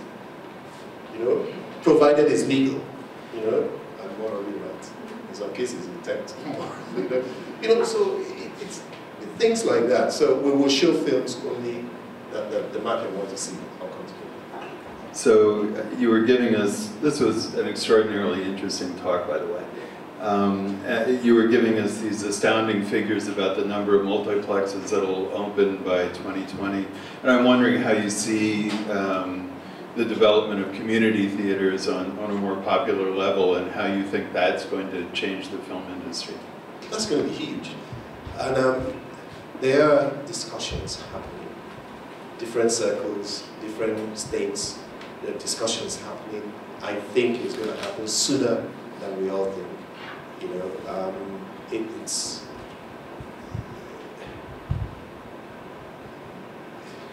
I'm trying to choose my words, but it is happening. In fact, Lagos State announced their own. Yeah, Lagos State want to roll out community cinemas. Yeah, I went once on a visit to Kano State. They asked me the same thing, community cinemas. That is where the real money is, ladies and gentlemen. You don't have time, all of you sitting here, as much as these guys. Drive past Mushin, Ajegunle, sometimes I do that. Just those places that, you take, drive past there between 6:30 and 8 o'clock in the evening, usually around 7. See all the beer parlors, the chairs coming out to the road, right? Just do a mental mathematics of how much they're spending. You think these guys don't have money? Hell no, they do. Do you know where as of 2005, I found out the highest selling Mr. Biggs in Nigeria. Guess, where do you think? Close? I'll tell you, my village, Newi, another state. Have you heard about it? Just not far from Onitsha. Have you heard about it? Newi, my village. Village, highest selling Mr. Biggs. Today they have 2 Mr. Biggs. When I went in there, 2005, on a visit, and I just said, let me go and see this thing. So I went in there, 2 floors, yeah, 2 floors and a small car park. There was no standing room. I didn't say seating, all the seats were taken. There was no standing room. The car park was full of Okadas and their girlfriends and their wives. I just stood back. And I watched them. And I watched what they were eating. I did mental calculation, And Mr. Biggs has this tub of ice cream, right? And the girls in the village, they love, when you give them ice cream, that's it. Man, I was fascinated. And that's what I'm talking about. That's what I'm talking about. People say they don't have money. Each one is spending like 1,700 naira per couple. Do you know where the highest selling Swiss sensation is? I tell you. if they had it in Neri, it would be in Neri. It's in K2. K2, on the right there, Swiss sensation. Yes, because there's a mall coming there as well. There I went in there to see the mall location. I just pressing my button to make sure that it's locked. I've never seen that many people, apart from the Yanya days, This is where the real economy. When you go past some of these places, you see lanterns, right? I went to Yanya once in 2007. The custom officer that renewed my Nigerian passport, I had to pick it up that night to fly the next day. She lived in Yanya, so I went there at about 7:30 p.m. I'd never seen that many people. See the economy of the place. Suya here, Meshai there, this one there, they're changing money. When you put a community cinema there, you're a billionaire the next day. Absolutely. Now, part of the problem, because a company actually set up what should be a community cinema in Nigeria, they're called Nollywood Cinemas. And I think they set up about 5 across the nation. But my question to them has always been, accountability has always been a problem. Why do you think, who watch Chinese and Indian films? That means you must be over 35. Yeah? Chinese and Indian films in Nigerian cinemas. Yeah? Okay, only a few of us are over 35. Yeah? Okay, why did we end up with Chinese and Indian films? Because, sorry? Oh, there was before. There was. Hollywood films were here before. Then after a while, Hollywood started pulling out. Yeah? Unfortunately, the Lebanese and us were not accountable properly. Yeah, they own the cinemas. Yeah, you know, with all due respect to my friends in China brothers, but you know, we were not accounting properly. That's why. So Hollywood pulled out, and we were left with Chinese and Indian film, all the same. You know, you do me, I do. Yeah. And that's why we grew up on Chinese and Indian films. It's by default. It's not by chance. You know. So accountability is a problem.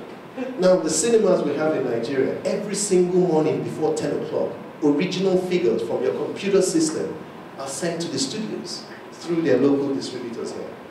Every single morning. You know, that's why you can actually, when you do a film, your distributor can actually come into the cinema and demand to see the figures. Yeah, do a quick audit. Fine, that's the contract. Here's my system, go check. You know, I'll print you a copy. But the problem, this Nollywood cinemas, it's manual. Now, remember when you went to cinemas in those days, you go there, they give you one ticket stub from a row. You know? Now, how can you set up cinemas in 2013 or 2012 or you know, in the 21st century, and you're still doing that? When you give me your film, and I'm showing your film in Lagos, Ekiti, Kaduna, and where else they are, Benin, and I tell you I sold 100 tickets, would you ever believe me? How do I prove it? I'll show you my ledger books. What's the difference between that and another, guys? So the same thing you're running away from DVD, you just land in cinemas. You never won. You know? So you now find that Nollywood cinemas don't get latest films. You know, I wish I can sit down. You know, we need that talk. I wish we can all sit down because what they've set up is very good. Very good. But unfortunately, the problem I find in Nigeria a lot is that a lot of people set up business ideas, not business operation. You know, hotels is the reigning thing. Okay, build a hotel, there'll be money in the job. You know, take what, 100 million, build a hotel, get my brother-in-law to go and manage it. You know, that's the beginning of the end of that business. You know, so cinema is the same thing. You know, we're now getting, you know, we're now getting inquiries every 2 weeks about people wanting to develop malls. I don't have a problem with that. But the problem I have is sometimes people come to us when they've built the thing already. Then they now hit the cinema floor and hit a problem. How do we do this? How do we? I say, you can't. I can't. Because before you can build that cinema floor, you need to factor the weight into the foundation. Otherwise, there'll be a problem. You know, one auditorium, the projectors and the sound system weighs a ton. So if you have 5 screens, you're lying 5 tons sitting on that roof. You know, so it's part of the way forward. But unfortunately, people are rushing into some of these things without the skills to do it. And that's actually our problem. I'm looking at the films you mentioned that have done well in Nigeria, and I'm seeing something about them all. I'm sorry, I'm a content person, so this is very important to me. Most of them are animated films, or they have some sci-fi content in them. Now, don't we risk a problem of bad imitation if the Nigerian filmmaker wants to do animation, sci-fi, and things like that? Because at the end of the day, the things are usually not well done, and we still have the same problem of people not wanting to see them. When I see a well-done animation abroad, trust me, I don't want to watch that one that looks like watercolor in Nigeria. Now, my second question, Osofia in London was made many years ago. And I did a little study with some white Americans sometime about the Nigerian films that they know about. And I realized that Osofia in London was actually somehow popular among the white audience in America, and it's my focus group. Now, how do you think an Osofia in London, something like that, a film like that, will do today abroad? Animation, sci-fi, CGI. Yeah. Let me just describe something here. I have a script. I am a film producer, and I dabbled into it. That's a different discussion. But I have a script for full animation, feature-length animation. Yeah? And my idea has always been, once you finish it, it'll be done by, you know, people I know in England. You know? But somebody said to me that there are animators in Nigeria. I didn't believe that, you know, because all I thought they would give me is Eze Goes to School and all this flat, very flat 2D rubbish, you know, like my grandfather gave me, you know. So they said, give it a chance. So I put out the word and I interviewed some Nigerian guys, a few of them based in Lagos. I tell you what, I was shocked. These guys are fantastic. These guys are amazing. You know, part of the interview, say, produce, you know, when we did, go back, produce a 20-second clip of something. We describe the scenario. I'm not kidding. What these guys came back with is no different from Toy Story, or Lion King, or Monsters Incorporated. It's no different. And it was amazing. In fact, I queried them. I said, you must have, you know, you must have brought someone's work.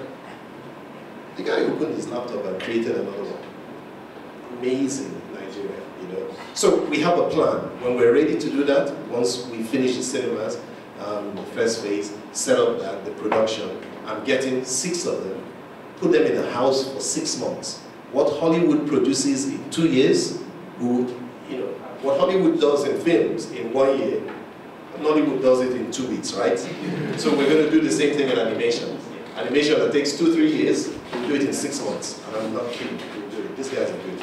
You know, so the fact of the matter, yes, if somebody gives you something that's substandard, you don't watch it. You'll teach them a lesson next time, you know.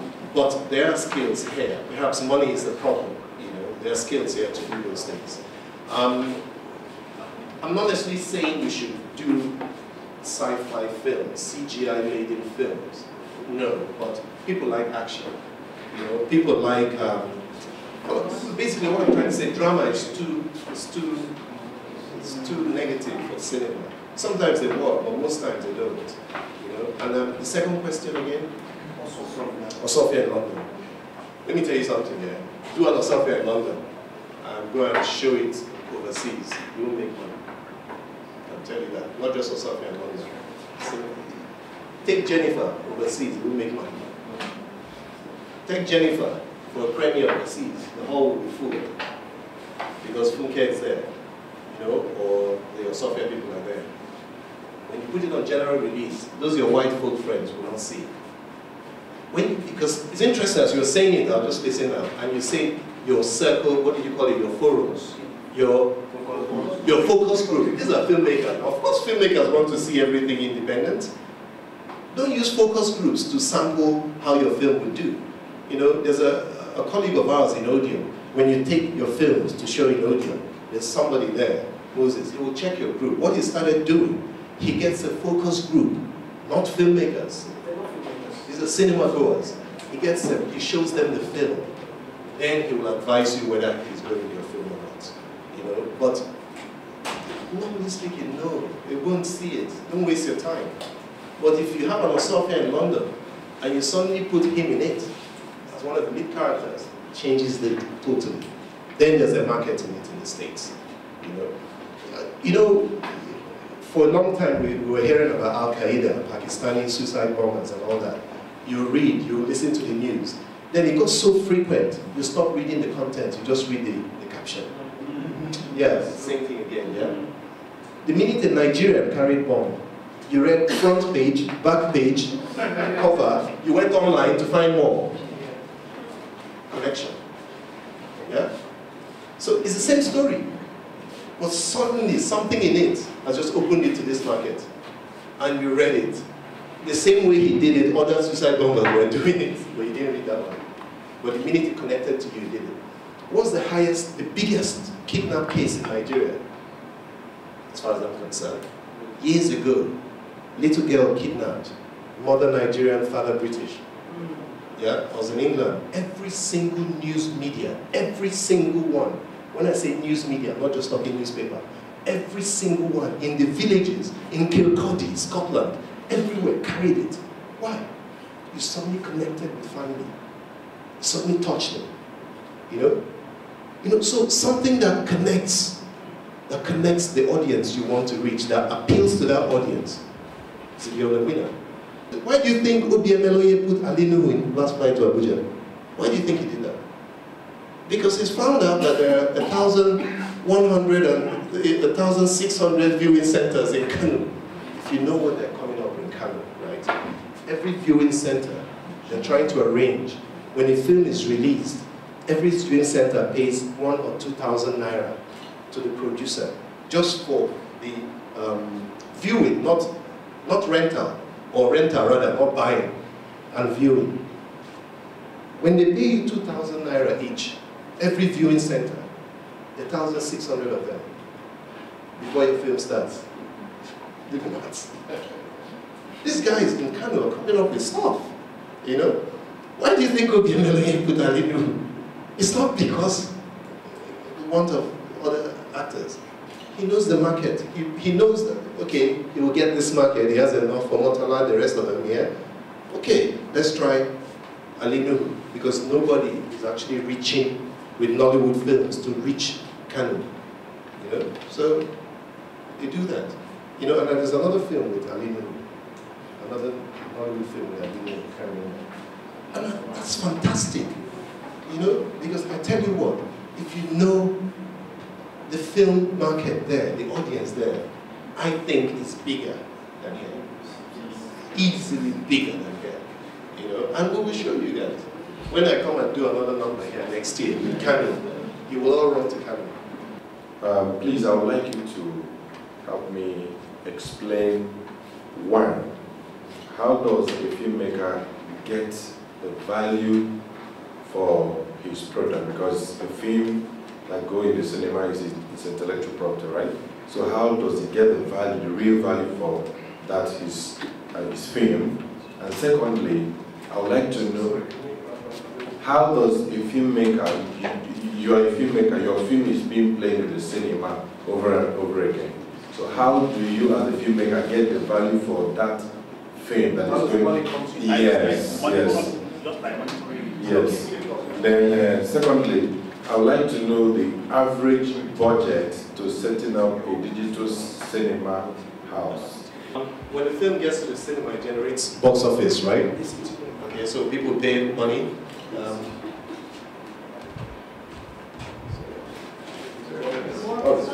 Okay.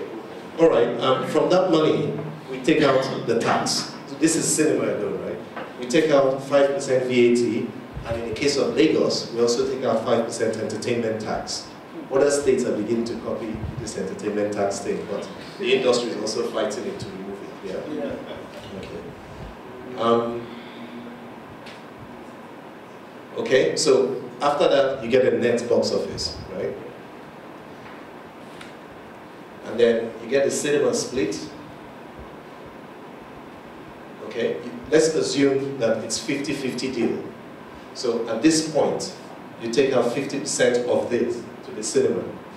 And then of the 50% going to the distributor, you take out withholding tax 10%. Yeah? Because Nigerian government says, instead of you paying your own tax, we should withhold it, pay it for you, and give you a receipt. Yeah? It's not us. Yeah? Okay? So it now gets to the distributor split. Okay? Then the distributor and the producer will share. Okay? In some cases, I don't want to say a number before you guys go and fight distributors. There's no fix. Sorry, basically, when the film hire payment distributor splits, to that point, you have 40%. It's what? 40. So 40 goes to the distributor share and the producer share. Yeah. That's it. Okay. So 60 goes. And then, depending on what your deal is, I don't want to say standard, it's really nothing like that, but it depends on what you can add. It might be 10 to 20% going there, and 80 to 90% going there. Yeah, off that. You know? Of the 40%. Yeah. And then, of course, then the return on investment. Okay? Does that answer that? So that's how your money gets to. So technically, what you get here works out to an average 30-35% of that. Yeah. So EJ, 60 million thereabouts. You know, Chinese would have kept 30-35%. Okay. Okay, and then the second film? The average budget to set up a cinema. Okay. Cinema is a very expensive venture. Very, very expensive venture. Most cinemas are in the mall. So, for instance, the mall is set up like this. The structure, the AC, the walls are soundproof, yeah? And the concrete steps. So, when you turn this building upside down, anything that doesn't fall out, the mall developer has to give the cinema. So they set up this shelf, and then you come in and equip it and fit it out, do all the fancy things you want, put your chairs and your equipment. At that point, depending on the number of screens, could be anything from 200 to 300 million naira to set up anything from a 3 to 5 screens or 6 screens. Now, to make it digital, for instance, a 35mm print, to equip one auditorium, projector, sound system, speakers, and the screen, will probably be about 10 million naira. For digital, probably about 22 million naira. So when people say digital, digital, digital, you know, the Igbo man will say, cut meat, now one cow, after a while we'll finish. You know, so it's a very expensive venture. Now, there's a slide I wanted to show here, but I didn't want to show it. Let it not look as if, you know, I don't want the focus to be cinemas, I want the focus to be filmmakers. You know? When we show films in cinemas in a year, what we keep does not actually cover the cost of the cinemas. That's another reason why people don't set up cinemas, or are not setting up as fast. It's too expensive, you know? So when I give you an example, a cinema close by here pays rent alone, 80 million naira a year. Rent alone. Service charge, 40 odd million naira. Diesel, 30 odd million naira. So you haven't added the salaries, you haven't added the cost of repayment of the fund. So it's a lot. You know, so sometimes when producers argue that cinemas are keeping too much, let me tell you something, go anywhere in America or UK, the average film, not necessarily a blockbuster, an average film, because the way it works is, you know, the percentage is on a sliding scale. So week 1, in UK for instance, an average film, the cinema will keep 70%, 75%. You will keep the distributor share that you use here, 25%. In America, it's about 70-30. Then the next week, cinema drops, you know, so it's on a sliding scale of 5% like that. You know, but in Nigeria, sometimes Nollywood films, let me tell you what we do. Cinemas have agreed. First week, 50-50. Then second week, you drop to 45. Then third week, you drop again to 40, and it stays flat. That's what we've decided to do for you. So sometimes when we hear people say cinemas are cheating them, are keeping more money, I double dare you to set up the cinema and say the same thing. You know, one of my guys actually said, no way, let's just end it, 70-30, take it or leave it.